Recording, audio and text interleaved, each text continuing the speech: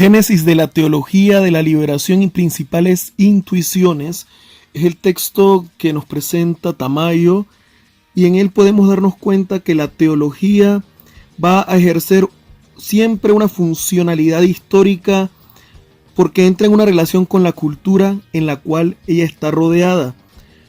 Para América Latina, ya en los años 60, vemos que se da una política desarrollista, la irrupción del pobre en la historia es más grande, las aspiraciones de los oprimidos a liberarse de sus cadenas es lo que se centra en este momento.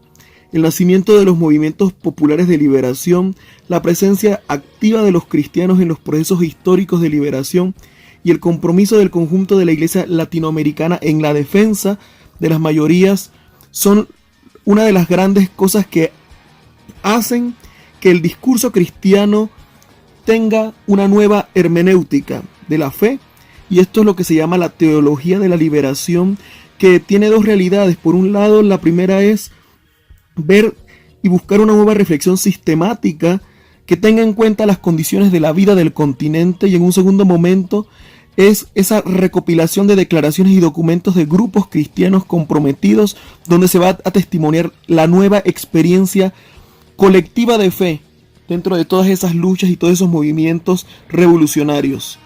Precisamente dentro del Concilio Vaticano II en 1964, un grupo de teólogos y pastoralistas se dan cuenta de que la teología que se ha llevado en América por años depende de la teología del norte y que vive en un estado de alienación. Esto lo lleva a darse cuenta de que en realidad se necesita una teología que verdaderamente entre en sus raíces con la realidad que viven nuestros pueblos, que cambie el lenguaje para poder que los pueblos, los más pobres, los más marginados, puedan entender lo que todavía para ellos es muy distante. Esta es una nueva manera de hacer teología.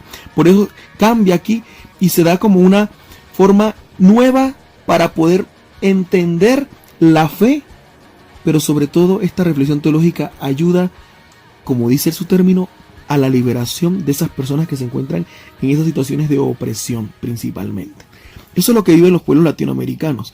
Y por tanto, la idea de todos los teólogos de la liberación lleva a un interés científico y académico, pero no preguntas metafísicas y universales, sino preguntas nacidas del presente, preguntas nacidas de un compromiso humano preteológico para cambiar y mejorar el mundo y sobre todo la realidad que viven los pueblos de nuestro continente americano.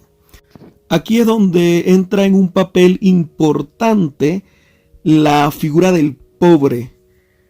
Los pobres son los que hacen la irrupción en la historia de nuestros pueblos latinoamericanos. Y esa irrupción lo que ha ejercido es una influencia decisiva en el cristianismo latinoamericano, pues ha obligado a la iglesia de nuestro continente a redefinir su identidad y sobre todo la misión por la cual ella está trabajando y haciendo presente el reino de Dios. Entonces la iglesia, ante esta situación, tiene un nuevo horizonte sin dejar y sin apartar su mirada del centro que es Cristo, pero desde un Cristo para los pobres. Parcialidad y universalidad de la teología de la liberación. Asman afirmó que no existió ni existe actualmente una teología supratemporal. No existe una teología de puras verdades eternas, ya que toda teología es necesariamente arraigada en un lugar social. Hay algunas teologías que son conscientes de ello y lo confiesan, mientras que otras no son conscientes. En cambio, la teología de la liberación es consciente de ello y trata de identificar su desde y dónde. Como afirma Boff, toda teología se constituye a partir de dos lugares: el lugar de la fe y el lugar de la realidad social dentro del cual se vive la fe. Bueno, ahora tocaremos el punto de la mediación socioanalítica. Las ciencias humanas y especialmente las sociales juegan un papel relevante y muy significativo en la nueva manera de hacer teología en Latinoamérica. Es importante ver que este recurso nutre el trabajo teológico y más específicamente en un trabajo pastoral, para no solo servirse de principios teológicos, sino de descubrimientos de ciencias profanas, tales como psicología y sociología, llevando así a los fieles a una pura y madura vida de la fe. Para concluir, veremos el punto de la asunción crítica de la teoría de la dependencia. La teoría que parece responder mejor a las condiciones señaladas y a la que la teología de la liberación recurre críticamente es la teoría de la dependencia. Dicha teoría supone no un simple correctivo al desarrollismo, sino una verdadera ruptura con el tipo de ciencia social que servía de vehículo ideológico.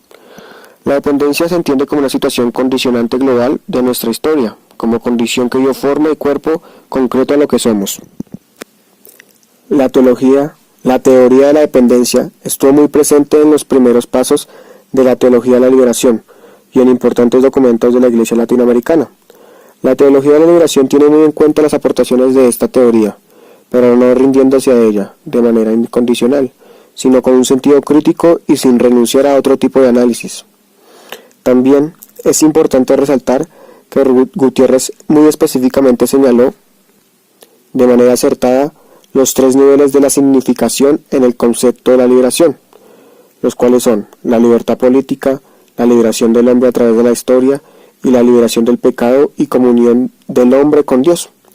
Ya para terminar, diremos que Gutiérrez recalcó la importancia y el papel jugado por la teoría de la dependencia durante los años 60 y 70 en el plano de las ciencias sociales a la hora de conformar una nueva y conciencia política en Latinoamérica.